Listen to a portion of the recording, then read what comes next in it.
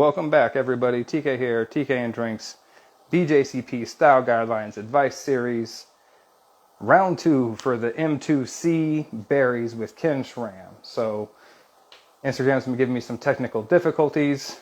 Hopefully, we'll be able to get. All right, here we go. Try to flood Instagram with multiple invites. Maybe that'll make it work. I hear the ringing. That's a good sign. Usually, when there's ringing, there's connection. No. Thank you. Accepting live request. Yes, please, come on. Oh, yes, it says invite sent. Are you trying to join from mobile, Ken? It looks like you're trying to join from like a mobile device because it actually lets me send you an invite. Usually, yes, success! We win. We win tonight. Thank you much, sir. Appreciate you joining me tonight. Thank you. It's a pleasure. It's a pleasure to be on with you, Ty. Awesome. Um, so as I was saying, tonight we're doing the BJCP Style Guidelines Advice Series. This whole thing is kind of about giving introductory mead makers, or basically anybody who's trying to get into creating meads for a competition setting, a little advice on how to like maybe game the system, and just kind of some overall advice, maybe tips, tricks, and hints on how to proceed in those fashions. So um, Sure. I guess we just start straight away with tonight we're doing berry mead. So what do you think makes a great berry mead? Um, I think. Let me give you two answers to your question, Ty. Excellent. I love Because it. there's the answer for me, right? Because Sure. I'm a consumer who has had a few meads and is I don't want to say, I mean, I'm going to blow too much sunshine, but I mean, I'm kind of refined in my tastes. And what I'm looking for in a berry mead is a mead that can stand on its own if need be, and will also pair extremely well with food. And most of that is a matter of balance. It's a matter of finding the correct set of fruitiness, alcohol, acidity, tannin that will make the mead appealing, not just on the first sip, but sip after sip, and also create a profile that can work well with. I mean, it doesn't have to be every food, obviously, Mhm. but it is gonna lend itself to probably a specific set of things. Now, for me, like I love raspberry meads, Same. right, with grilled salmon. That's one of my favorite combinations: raspberry mead and grilled salmon. It's perfect, perfect. I mean, especially in the summer like this. Um, Yeah. Roll a piece of salmon on the grill, and maybe even give it a little bit of an orange glaze, and a little bit of honey, and some Of course. dried onion and garlic, and just whatever seasoning blend you like, and then pair that with a raspberry mead. So I mean, I'm looking, for me, for stuff that's going to stand up to that kind of usage, and also that will. By the way, what do you got going? I don't have any berry mead, sadly, so I'm drinking my homemade key lime pie. So key lime, No, graham cracker, cinnamon. no apologies are needed. I'm having an ace off. Awesome. So what? And So what's the so other that set? the other situation is, are you mead making to win competitions? I mean, if your game, if your goal is to go out and do well in competition, you're going to have to differentiate yourself. You're going to have to stand away from the crowd, and there are a lot of different ways you can do that. Mhm. You can do that with, like, for I'm sticking with raspberry, right? Yeah. Yep. You can go with, like, maximum raspberry flavor. You can go with unique varietal character, right? So you can go with Heritage or Caroline or Meeker. You can pick a raspberry that's got its own cool profile, and you want to make sure it's one that you love so that you can work with it and get it to where you believe it should be, and then use that to set yourself apart in a competition. Good idea. In order to really perform well in competition, too, there are 2 or 3 things that I think are very important. One is linearity. And when I say linearity, what I mean is that your mead should have an aromatic profile and a flavor profile that match. When you smell what you smell in the glass, it should hit you. You may get a few different things, you may get some new things, but what you shouldn't get is a jarring change from what you were expecting. So Absolutely. you Shouldn't be want a giant juxtaposition between your fruit flavor and your fruit flavor and your aromatics. I'm not saying that that's bad for a mead that you're making for yourself or that you're going to serve at your dinner table, Right. to guests. That can be a cool part of the conversation. It's Absolutely. probably not going to blow away a judge, though, right? Right. And in fact, the judge is probably going to say, "Oh, this doesn't smell like it tastes," Right. and that's you're going to get nicked. So you should 100%. have linearity. You should have balance between acidity, mouthfeel, alcohol levels, carbonation if there is any. Nothing should be just absolutely screaming, but nothing should also be making no excuse me's, no apology me's here, where you're just going to use a little bit of this and a little bit of that and hope that the judge is going. That's a guaranteed 36, right? It's just a Oh my lock, gosh. Yes. So right? much. Absolutely. So go ahead and make statements but be balanced and make statements at the same time. And That that's kind of where the term the statement came from. I was trying to make a cherry mead that would just absolutely scream, "I'm a cherry mead," yes. and that's what we came up with that recipe, or I came up with that recipe, however you want to put it. Yeah. And that's kind of what I shoot for with respect to all of the other berry meads that we make. I mean, it is a cherry mead, mind you, but we Yeah. shoot for that with blackberry and Pacific Bramble Plus is one of my favorites. I'm yeah. so in love with that meat. I am. I mean, we've never entered Pacific Bramble Plus. We've never entered ASOF. We've never entered a bunch of the meats that we Yeah. make into any competitions. Primarily because, there's a couple of reasons. I've never entered the Mazer Cup since when we entered it for 2 years. We entered the Mazer Cup and we did pretty well while we were there. Mm-hmm. I'm a pretty decent mead judge. I mean, I can make my mind up about whether or not my meads are good or bad on my own. I don't need Right. some external validation any longer. I'm pretty good with, I've had a lot of mead and I know what's good and what's bad and etc. Right.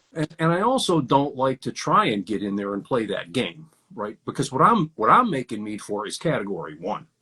Right, I'm making mead for people's tables. I'm making mead for people's tasting groups.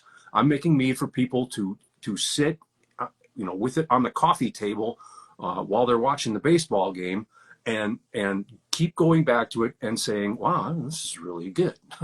Yeah. So I'm not brewing. I'm not making mead for competitions any longer.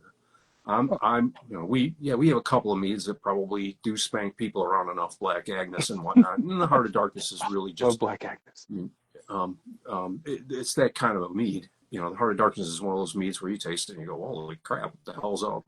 What's up? Yeah. Excuse me. There's a What's with lot this?" going on there. Yeah, No, you're yeah. good. No worries. That's pretty cool. But I don't want to do that myself any longer. On the other hand, if I were going to do that, I could make meads that are, in that direction. Now myself, I feel like I don't want to go down the path that some others are going down. We make a couple of no water added meads, Sure. right? And no water added meads are just a going to be few. super concentrated, right? They're going to be their flavors are going to be really concentrated. But one of the things that I feel like is important in berry meads is that acid balance, right? Oh, And if paramount. oh yeah, Yeah, absolutely. And acid, you know, the acidity of the fruits that we deal with, just to give you an idea, the acidity of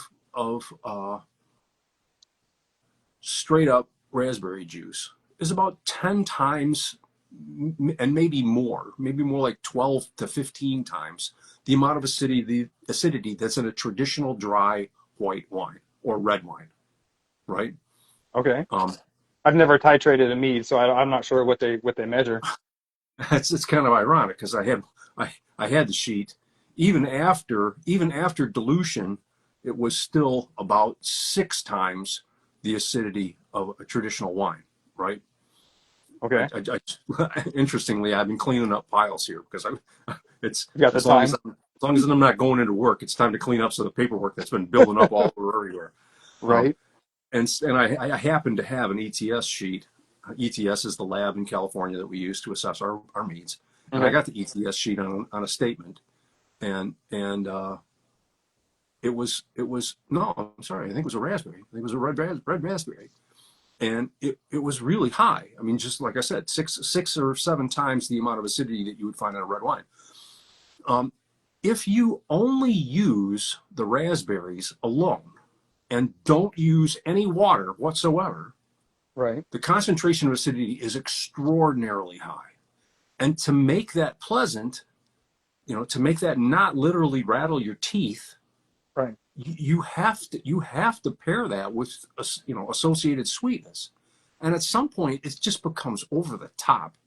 You know, how far are you going to go to try and concentrate your flavor to blow people away?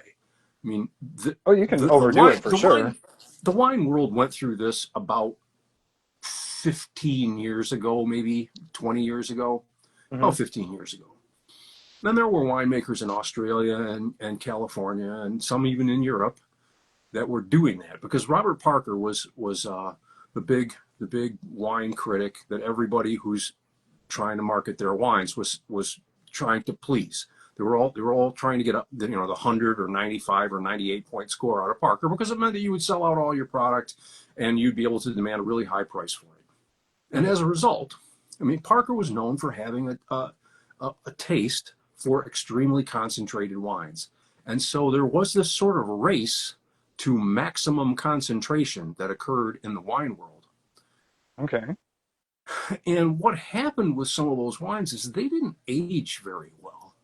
And also in order to try and do what was needed to make them palatable when they were first released and going to be reviewed, people were using tricks. You know, they were using chemicals and this and that and the other. You know, little reverse osmosis, all kinds of little tricks to try and get everything to maximum flavor and to be able to just blow Parker away immediately. Okay. And in particular, the Australians who were making Shiraz that Parker loved, were making these wines and cranking them up so that they were ready right out the gate and charging, you know, big prices for them, and they were not aging well at all. 2 or 3 years down the line, these people had spent $150 on a bottle of wine and opening it up, and it tastes like prune juice, right? And it was called the Parkerization of wines, was the term that the Ooh. wine world had for it, That's and it backfired. It backfired on a lot of professional places, you know, a lot of professional wineries. And it also backfired, you know, to some extent in the face of retailers who had gone out and said, "Oh, look, this is a Parker 100 wine," and blah blah blah blah blah. And then their right. customer who's been coming in there for the last 15 years, you know, buys this stuff, and 3 years later they show up and go, "This is like glop, man," Right. and people got pretty upset. I don't want the mead world to go down that path, right? I'm still trying to make meads, for me, that have the correct levels of balance and acidity to age. That said, that's not what a judge is dealing with. You have to have an extremely experienced and knowledgeable judge pick up your mead to say, this is gonna turn to syrup in 3 years. Yeah, They've really got to know their stuff to be able to make that comment, right? I don't think I could do that. Well, I mean, I'm not sure I could do that. Maybe if I had more, better training in that specific uh, aspect of judging, I might be able to pick those things up. But just straight out the gate, I doubt I could do something like that. that raises another significant point, though, Ty, and that is this: do we hold judges responsible for knowing if a mead is truly mature and or the mead has ageability? Is the No, at this judge, point, we settle for judges that show up. yeah, um, should judges be able to say this mead's pretty good, or this mead's really good right now? It's at peak, and it's probably in the last 18 months of its drinking window. Absolutely. Yeah, I think so too. That's going to take some education and some perseverance on the part of mead makers and mead judges. Oh, But for I sure. think that's something that should be the case. If that is true, I mean, you shouldn't knock a mead because it's in the last 12 or 6 or 12 or 18 months of its prime drinking window. Oh, no, for That's sure. what you're there to judge a great mead. So it is. I mean, the no water added approach is a technique that people can take. It is a technique that requires a lot of experimentation, and experimentation with no water added means is expensive as sin, Yeah, because you're buying a lot of fruit and a lot of honey, and if you screw it up and you got to dump it, or at least you got to endure even 2 gallons of it yourself, right. um, a gallon or two of it yourself. Well, that's a little bit painful, but it is certainly a way to blow judges away in a round.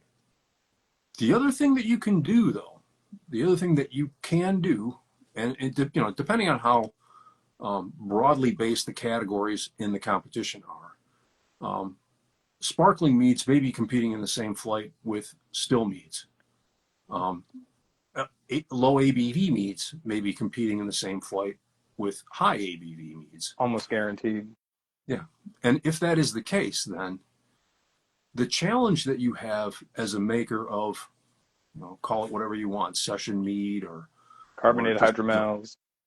carbonated hydromels. Yeah, I don't know. Yeah, I'm not a huge fan of hydromel. That's just a French word for mead. But I did don't know not if you know knew that. that. Did not Hydromel know just that. means mead in French. I should have guessed based on the terminology, but I'm for doing away with all the fancy terms or the technical terms. Get rid of Pyman, get rid of Sizer, get rid of all of them. Apple meads, grape meads, just let them be what they are, just for Sure, ease of sure. I mean, uh, advocacy. yeah. Well, I mean, in the wine world, people know that Burgundy is going to be Pinot Noir. People know that Bordeaux is going to be a combination of Merlot and Cabernet Franc and Cabernet Sauvignon, and Right. and the same thing with the whites. They're going to be Semillon and Sauvignon Blanc. But that's taken Hundreds of many years. many decades, maybe 100, more than 100 years of U.S. awareness, let alone World uh, awareness. yeah, yeah. So it's going to take a while for people. Maybe the terms melomel and metheglin will eventually mean something to the general public. But I mean, I don't know about you. I play New York Times spelling bee. Right? It's a fun game. I mean, people that play Wordle sometimes decide, oh, Like, yeah, I don't know what the spelling bee game is. Well, I play it sometimes. I played it today. I don't play it every day. okay. But it doesn't accept melomel. It doesn't accept that word. And if the New York Times doesn't think that your kind of mead is a word, you have a marketing problem. you 100%. so Because so you have a problem. yeah, because they would have definitely taken lager or any variety of Oh yeah. different beer types Or or different varieties of Bach, wines or yeah.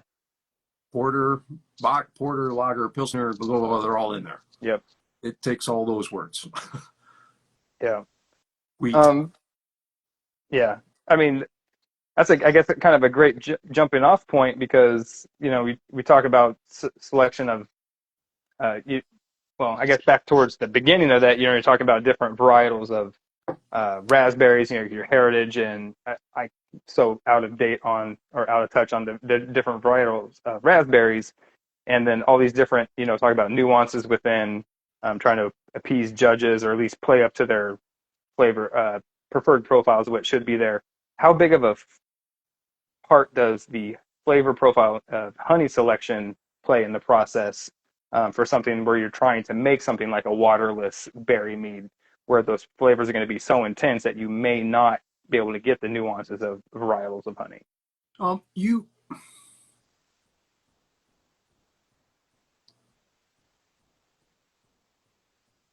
I'm gonna step out here a little bit. It may be somewhat difficult to peel apart the layers and find the varietal characteristics in a no water added raspberry mead, Right. right?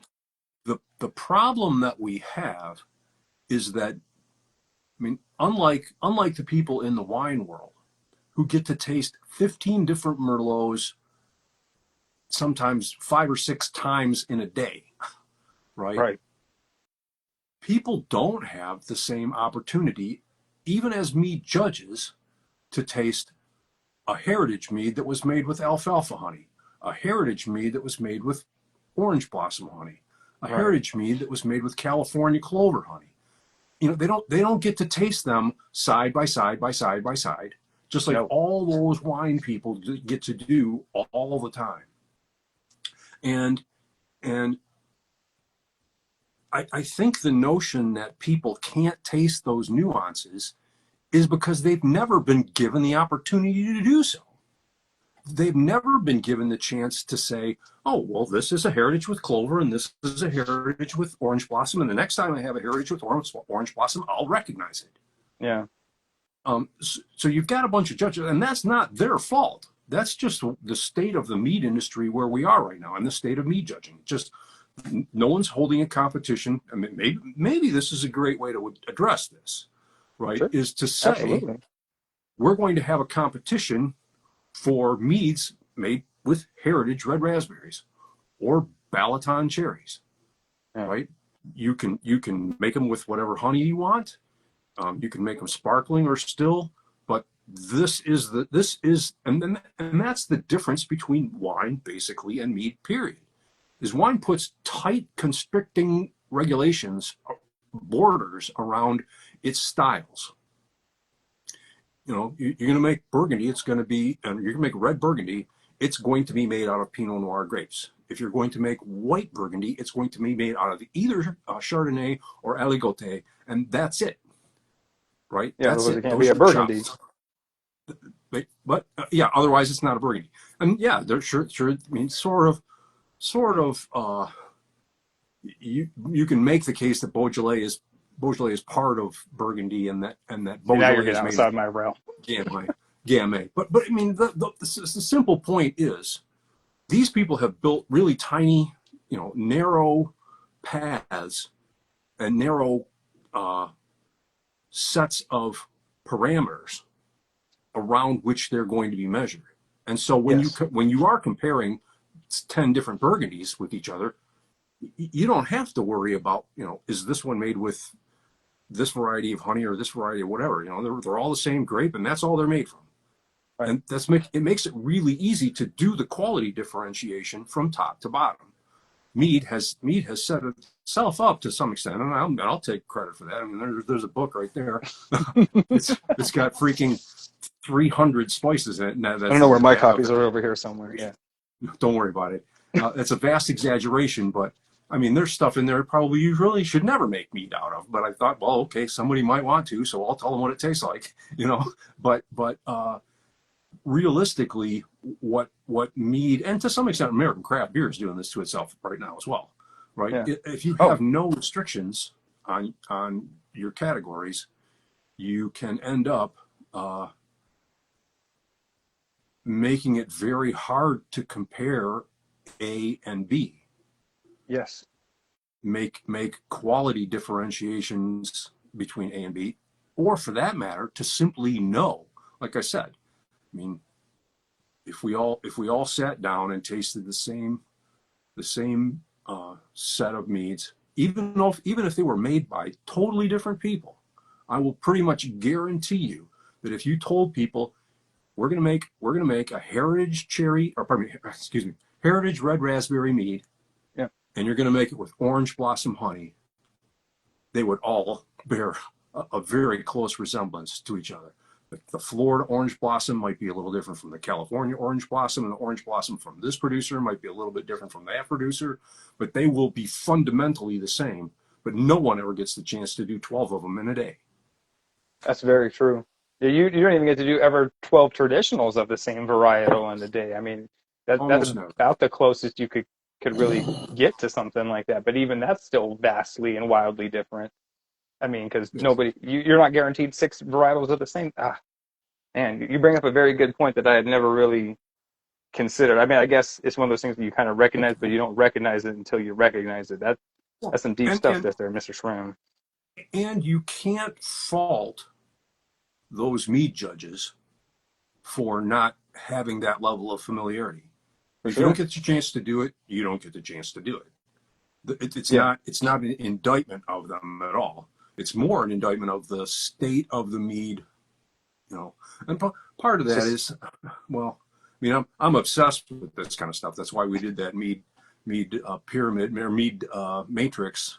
mhm. Geez, in two no 1994. You know, six different meads with the same yeast, and six different honeys, and then six different meads with the same honey and six different yeasts. Gotcha. You know, that lets you see what happens from here to here to here, and then would have been great if that matrix had been redone. You know, with me and Steve Fletty and Steve Piatz and Kurt Stock and all the guys that are just like badass. Excuse me, No, Pete Mack, please. like all the Carbon, right? Yeah, Now we're all gonna do the same mead or the same three meads with the same set of ingredients, and now you can taste the difference between, you know, minor ingredient changes, or, you know, minor ingredient sourcing, and the influence of the mead maker. that would be a very impressive table to sit at and a conversation to overhear. I would be all in for something like that. Um, I guess kind of stray from our topic for a second. What do you think it would take for to get to the mead? What do you think it's going to take to get the mead world to a place like that? Discipline, and some challenges. You know, when I say challenges, I mean, if I was willing to say, okay, and it needs the right venue, right? It Sure. needs, if I was to say to, or if you were to say to Carvin and me and Steve Piatz and Steve Fletty and Kurt Stock, and, Yeah. you know, pick a couple of other really outstanding mead makers. Yeah. Here's what I want you to do. I want you to make these 2 or 3 meads out of these ingredients, and we're gonna compare them to each other. And it's not even gonna be a competition. It's gonna be an educational event, and everyone's gonna get the opportunity to compete in the not compete, but to participate in the TK and Drinks, um, Education kind of series or whatever we call it. education series, precisely. Right. So, but I mean, it takes, you know, it takes lunatics. Let's be honest. It takes, That's what I'm here for, lunacy. oh yeah, but I mean, you know, when Dan and I took 13 kegs of mead from Detroit on a train to Denver, Colorado in 1994. That's That's lunacy. I'm here for that type of lunacy. that's lunacy, right? That's good old fashioned Yes. lunacy, and you know, that's how you change things. You don't change things by pulling from the middle. Nothing changes when everyone's pulling from the inside. All you Hey, do is make things smaller. absolutely. I you kind of mentioned, yeast selection. I guess it kind of plays into the honey choice. So I can pretty much already guarantee how you feel about yeast selection, given your topics on the matrix. So I think we'll kind of skip that one. We obviously know that yeast selection is going to be a huge role, is equal as any other Don't, part. don't, All right, so don't, yeast don't selection. skip it. We're not skipping it. I have plenty to say about this. Let's go it. Yes, yeast selection with Ken You Schramm. can try and master multiple different yeasts, or you can pick a yeast strain, learn what it does, and learn how to work with it to do what you want to do. You can figure out what its nutrient tolerances are like, or nutrient demands are like. You can figure out what its initial gravity tolerances are like. You can figure out what its ethanol tolerances are like. You can figure out, once you start working with the yeast, how to make it say what you want it to say, Yeah, right? I like that term. Yes, very much so. Right. And you can screw around with it. That's the art of working with yeast. Or you can try and get every individual yeast strain to do the thing that it's supposed to do. But if you take if you minimize the number of yeast strains that you're trying to master, you can get them to sing like you want them to sing a lot easier than if you work with a zillion different strains, only little tiny bits at a time. I like that thought too. There's not necessarily any one strain better or worse than other strains. It's a matter of being able to work within and learn the parameters. It's like learning to dance with a new partner every time. And if you don't only Exactly. taking, one dance at a time, you're never going to get there. You need to sit there and have a whole evening to get the thing put together. Sure, sure. I mean, Man, I view it the same way I view, so many other things in life. The fifth time you play the song on your guitar is going to be better than the first, and right. uh, the twelfth tie that you fly, the 12th fly that you That you tie, tie. Yes. the 12th fly that you tie. Okay, the quick brown fox jumped over. I mean, the uh, the 12th Nice. fly is always better than the first one, a Yes. lot, and that's just the way I feel about working with these strains. I think that's a very certainly observant way of doing it. And I think it also speaks to a lot of the ways that it speaks to the way a lot of mead makers approach mead making is that I, I think it goes either one of two ways that you see the vast majority of the time. Either somebody that picks one variety and sticks with it, hammers down, regardless of what they're doing, or it's got to be a roll of the dice every time. This mead's got to have this yeast. This mead has to have this yeast. And I feel there's very few people operating in the middle where it's like, all right, I have this strain for this particular outcome or effect. I have this particular strain I'm doing for this, and make them more like purpose driven, I guess, for lack of a better term. Yeah. Um, which I think is a more Yeah, astute way of doing it. I'm not saying that Schramm's only uses one yeast strain. We No, use multiple yeast strains, but uh, it's limited. It's probably realistically about four, m- maybe outside of five. experimental or R&D. Yeah, sure. No, no, and it's using strains that we've used repeatedly for certain batches and styles. Mm-hmm. Do you guys ever consider like propagating a house strain or anything like that, so to speak? You know, we're small. We're Yeah. a six-person operation right now. That's small. If you consider how much you've got to do to, maintain your social media presence and start sales and You and guys have a make mead large and bottle, space for it to be a six-person operation, my man. well, it is. And and add to that, we're trying to run an orchard and do all of the shipping and fulfillment, and then all of the, the normal shipping and receiving functions of a meadery. Period. You know, you got to get in your water, you got to all the stuff that you're supposed to have. Yeah. So it's a small operation. So the amount of time that we have to fiddle with new things is kind of small. And the things that we're fiddling with are fruit varieties right now. So that's the one area where we have, a hardcore dedication to, all right, this is where we're gonna mess around. I mean, that's another area where home mead makers can mess around a lot. I mean, I had the Heart of Darkness nailed down before I ever made a commercial batch, you know, and I was Right. growing all that food for myself. So that is a way that you can, if you want to look for ways to really stand out in a crowd, find a way to get fruit that's just perfectly ripe, and you'll stand out just like we did on the Untapped Awards, you know. Oh yeah. Yeah, I think that's something that it gets overlooked a lot too is ripeness of fruit. So many people just go straight for, frozen fruit or freeze dried fruit or not freeze dried, like IQF type fruit and stuff. And Sure. a lot of people, I think, kind of overlook the availability of really ripe, ready fruit, like from a farmer's market or something like that. I mean, Yeah. maybe a lot of people don't have it available. I don't know. I just don't see that being the go-to a lot in the people that I follow. Well, I mean, picked when it's perfectly ripe, processed immediately and frozen is way different from what you get from most places. You know, hand picked is a big thing.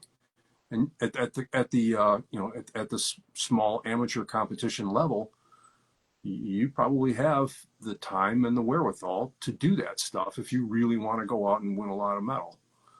You Yeah. know, if you Nobody's want to ring it making up. 30-gallon batches with hand-picked meads. Nobody's making 30-gallon batches with hand-picked berries. Sorry. Uh, well, we are, but 30 yeah, we're gallon. You guys are gonna. making waterless meads with 30-gallon waterless meads with hand-picked fruit. That's like ridiculous amounts of fruit. Well, I don't know about no water Or adds, no, but sorry, no water added type of situations. well, but I made, yeah, I made That 60 gallons of it a couple weeks ago. that is I an mean, astronomical amount of fruit. yeah, oh yeah, yeah, it is, it is, and it's really good fruit. All of the fruit for year three, which just did so well in the competition, was Yeah, all handpicked. It's all handpicked. and Yeah, makes I a was huge not difference. thinking there was any commercial meaderies out there making commercial batches with hand-picked fruit like on that scale. Oh, we had I mean, we've got 33 gallons, 13 gallons of HOD and 20 gallons of statement reserve that's probably going to go into bottles in the next week and a half. It's all You know, I handpicked, yeah, I hand guess picked. I never asked how big the mead or the orchard was. It was never something I Yeah, was it's curious about. But that's awesome that you can get that type of yield from your fruit, especially year three. yeah, yeah. You're you're six. Your four is still in tank. Your five is in bottle. Year four is in tank just because we thought it needed more time.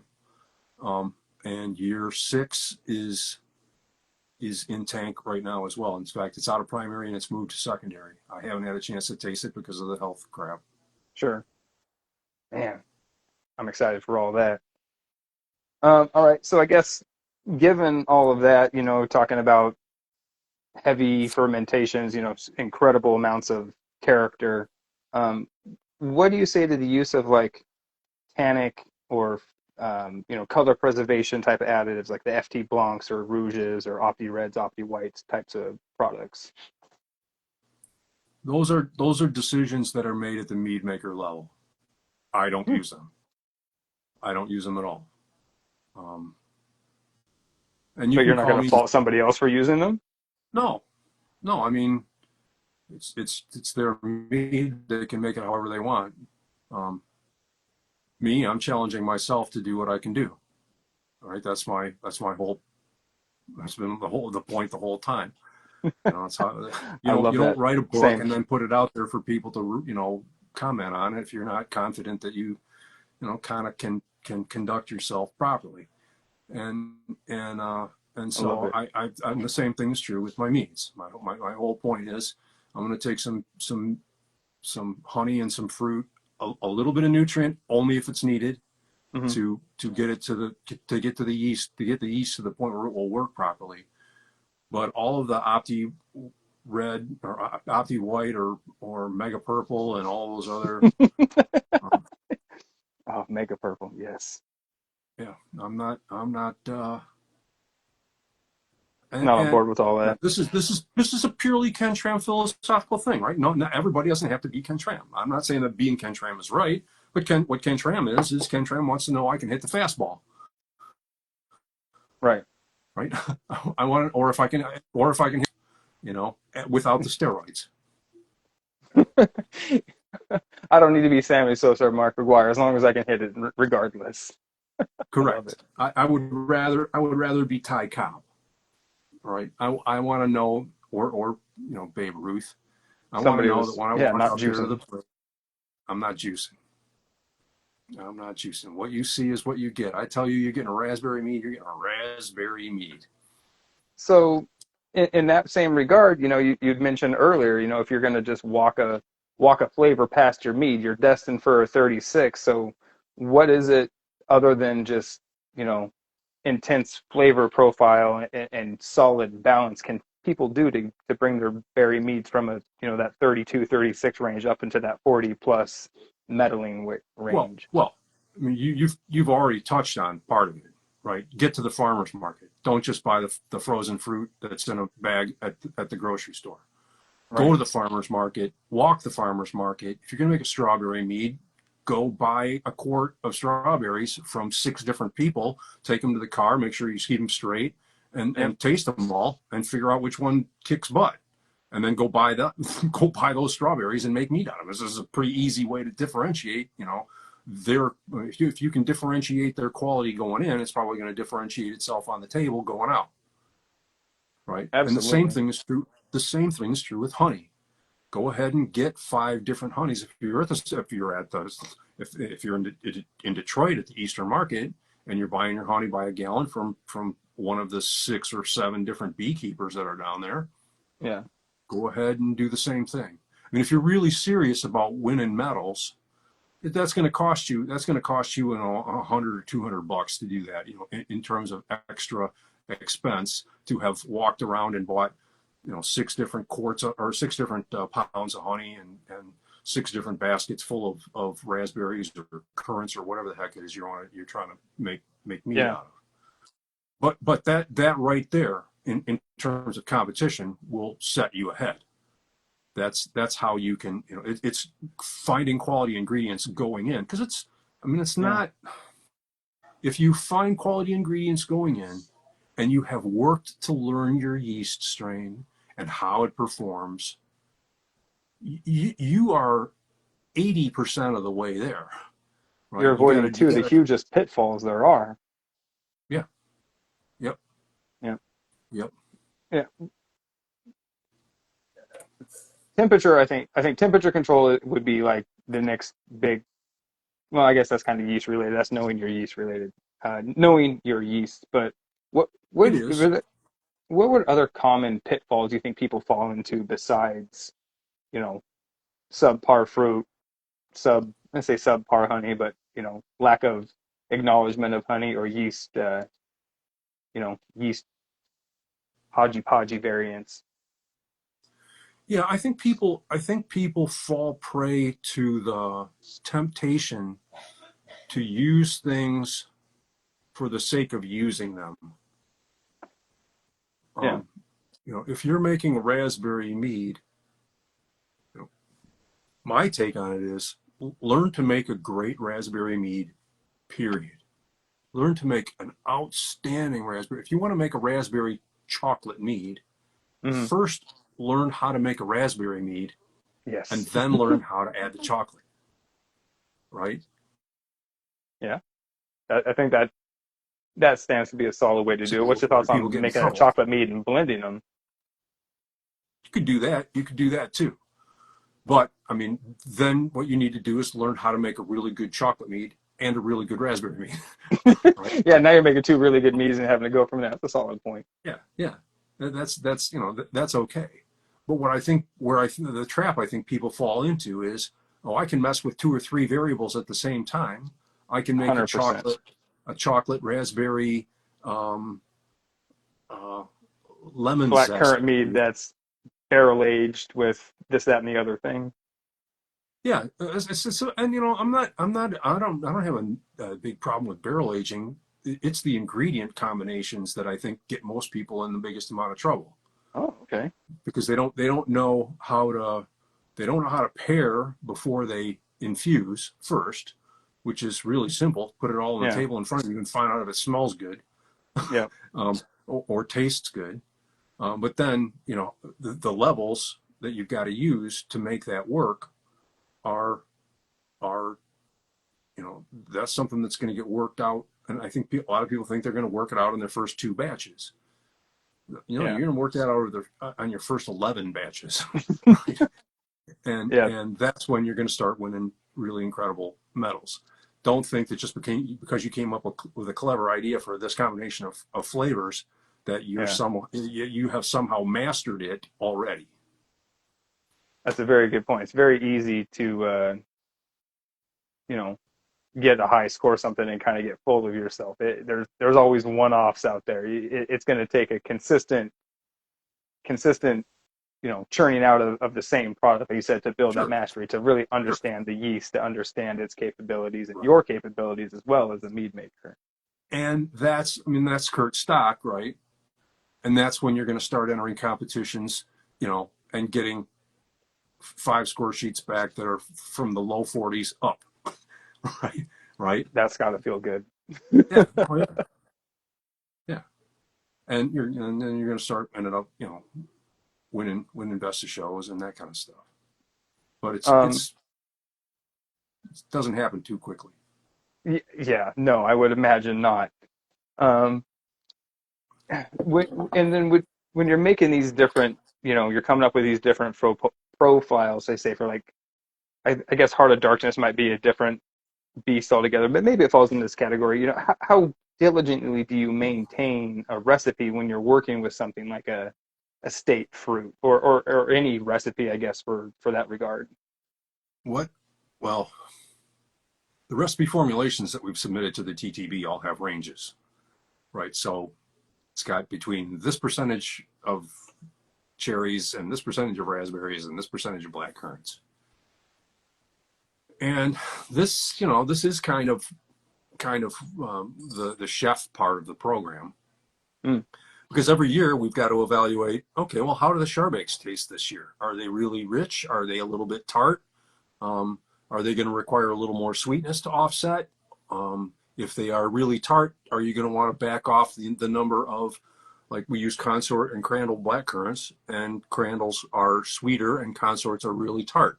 So are we going to want to back off the percentage of consorts because we already know that the charbecks are a little tartar this year, and boost the amount of crandalls and maybe boost the amount of raspberries to overcome that, or boost the amount of honey just a little bit to try and get it into the right flavor profile that we love. right. That's the game. That's where uh, doing Same it but for different. Same. 20 years makes a difference. I mean, it makes a difference. It means you can just Yeah. say, this year we got to do a little bit less of this and a little bit more of that and a little bit more of that and a little bit less of this. I don't think most mead makers out there think about things. Be it commercial, maybe a little more on the home brew scale. Um, but I think a lot of mead makers are just, as long as it tastes quote unquote consistent, it's good enough. I don't think there's a whole lot of people out there that are taking it to that level of intricacy. I want to make every batch of the Heart of Darkness better than the last batch. I mean, is there anything I can do? Is there anything I can do? Thinking back.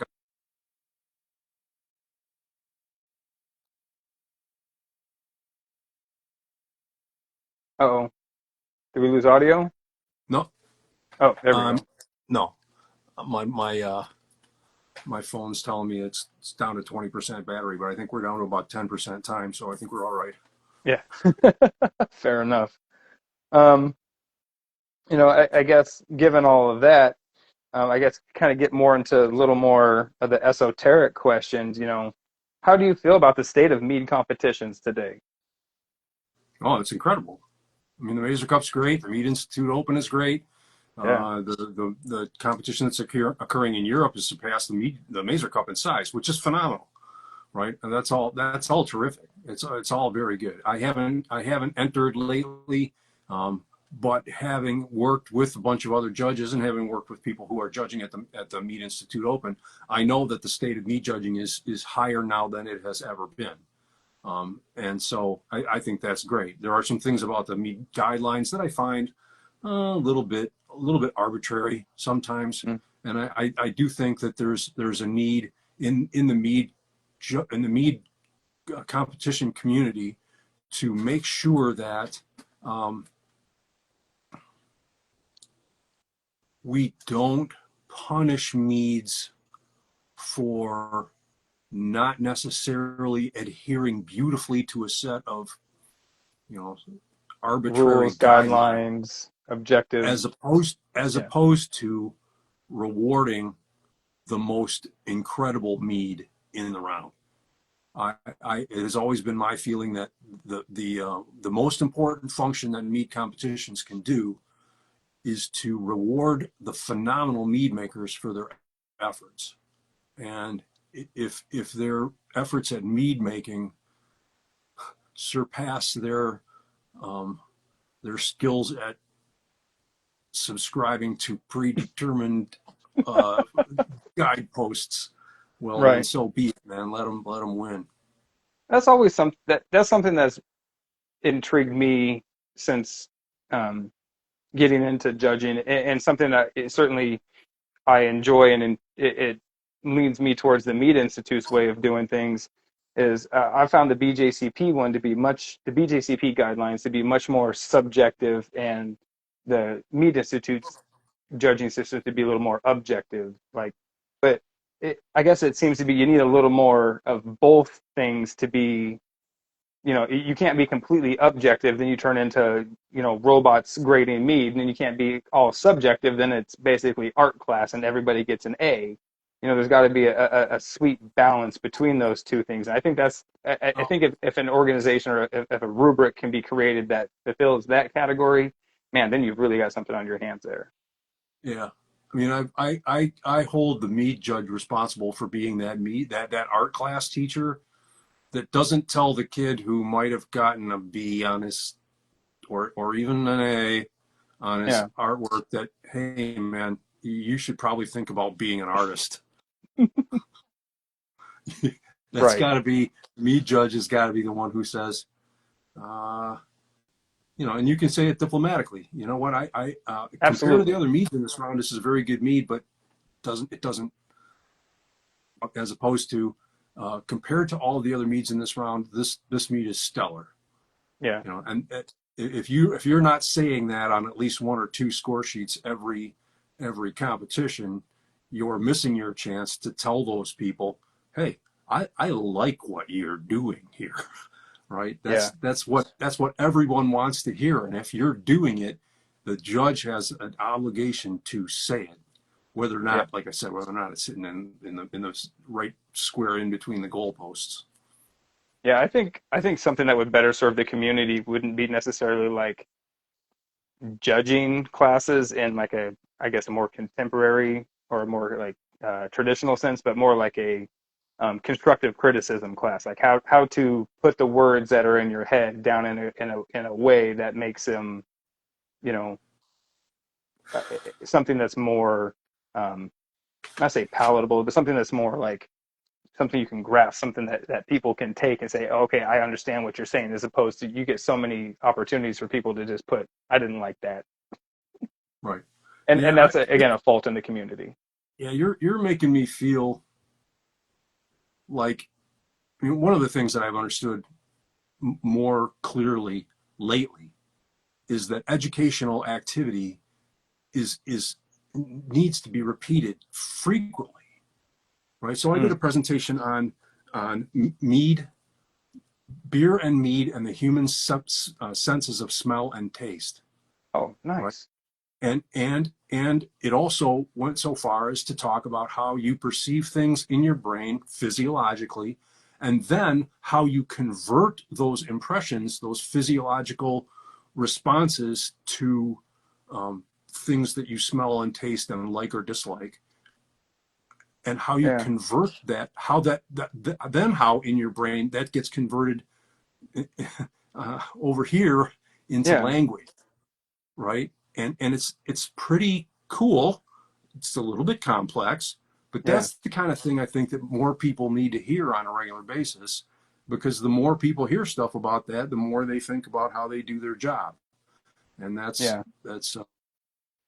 that's one of the things that I think Mead has to do more of, more consistently. I saw one question, if I can ask. Absolutely. Is it okay if I answer? Please. Yeah.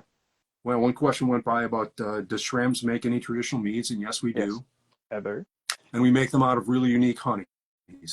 Um, the three that we have right now that we've, well, I don't know how much of these we all, how much of all of these we have in stock, but we make a mead out of heather honey that we get from Struan apiaries in Scotland. We buy it directly from the apiary in Scotland. It's really freaking good. I'm Yes, sorry. that one is pretty darn good. I'm gonna be biased. It's great because the honey is great. Um, we buy we buy Tasmanian leatherwood honey and make Mm-hmm. leatherwood, our Yep. leatherwood Leatherwood. honey. That's a traditional. And then we blended three odd different honeys together, which is also sitting Sunflower. on a piece of paper on my kitchen table, um, called sunflowers. Yes.